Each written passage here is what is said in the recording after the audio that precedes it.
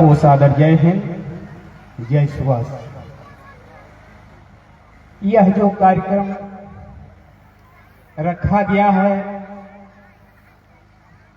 इसका एक ही उद्देश्य है, हमारे देश की जनता जागे, हमारे देश की जनता को अंधेरे में जो रखने वाले लोग हैं उसका खुलासा हो।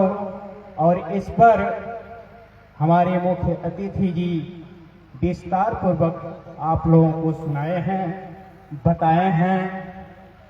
अब हमको कुछ बताने की बहुत जरूरत महसूस नहीं हो रही है।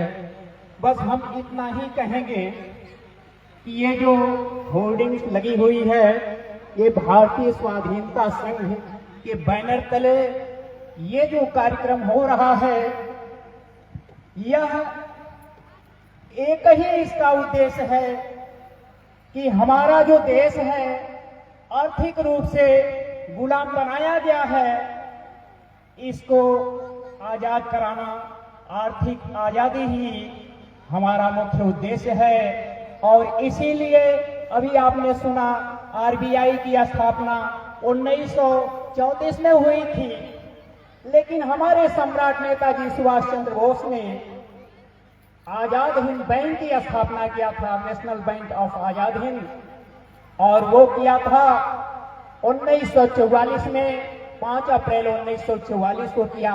तो आखिर आप लोगों को ये सोचने की जरूरत है कि नहीं कि आखिर जब आरबीआई की स्थापना जब हो गई 1934 में, तो हमारे सम्राट नेताजी सुभाष चंद्र बोस को ये national bank of Azad Hind की स्थापना क्यों करनी पड़ी?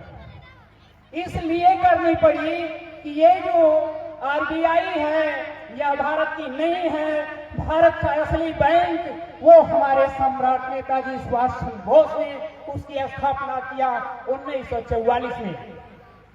इसलिए किया कि अंग्रेजों ने जो आरबीआई की स्थापना किया वो हमारे देश को लूटने के लिए किया, और हमारे सम्राट ने जो आजाद हिंद बैंक की स्थापना किया वो लोक कल्याण के लिए किया था। साफ उस पे लिखा हुआ कमर्शियल ऑर्गेनाइजेशन। तो लोक कल्याण का, चूंकि हमारे संविधान बनाने वालों ने जो संविधान बनाया है उस संविधान में उनकी अवधारणा है, कॉन्सेप्ट है, लोक कल्याणकारी अखंड गणराज्य के रूप में हम भारत के लोग अंगीकार कर रहे हैं।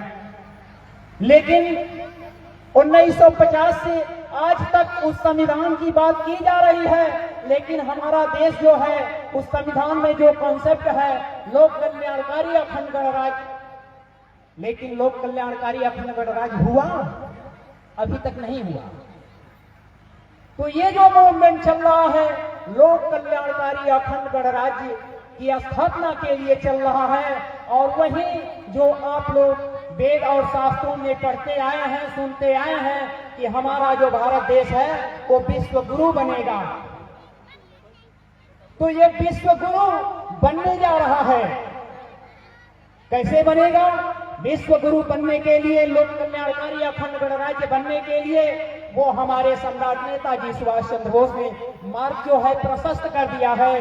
अब वो चूंकि 1945 में आप लोगों ने सुना था कि हमारे सम्राट नेताजी सुभाष चंद्र बोस जो आजाद हिंद फौज का गठन किए थे, वो रंगून में, वहां पर वो क्या हुआ था, रंगून में आजाद हिंद सरकार का गठन किए थे।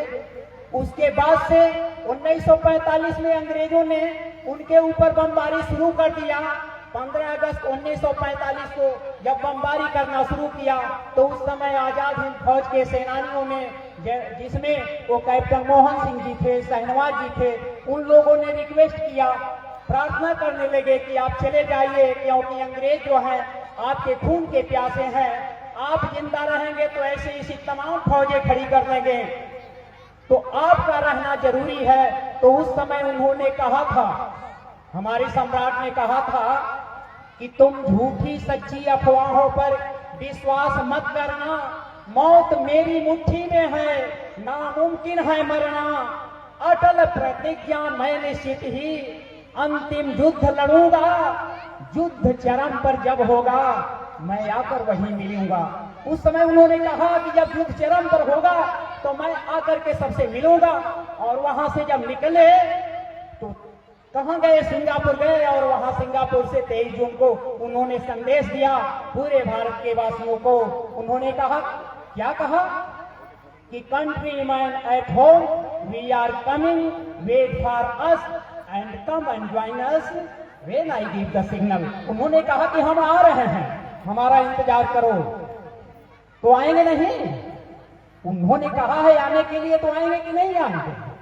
तो आने जा रहे हैं वो हमारे सम्राट। अभी हमारे कुछ भाई, एक भाई ने सवाल किया था कि जब ये करेंसी जाएगी तो हमारी व्यवस्था कैसे चलेगी? तो व्यवस्था को चलाने के लिए ही हमारे सम्राट नेताजी सुभाष चंद्र बोस ने आजाद हिंद बैंक की स्थापना किया। और जब ये फ्रॉड करेंसी ब्रिटिश द्वारा चलाई जा रही है, फ्रॉड करेंसी जो हमारे देश की जनता को लूट रही है, जब ये खत्म होगी तो ये आजाद हिंद बैंक करेंसी मैदान में आ जाएगी। और जैसे ही हमारे सम्राट आएंगे, आजाद हिंद बैंक करेंसी को लेकर के आएंगे, आजाद हिंद सरकार की व्यवस्था को लेकर के आएंगे और उनका आना निश्चित है। तो सभी लोग अब उनके स्वागत में लग जाएं और सभी लोग इस देश के लिए खड़े होने की जरूरत महसूस करें, इस पर विचार करें और सब लोग इस मूवमेंट में भागीदारी निभाएं। इसी के साथ सबको सादर जय हिंद, जय सुभाष। और इसी के साथ ये जो कार्यक्रम है इसका समापन किया जा रहा है। सबको जय हिंद, जय सुभाष।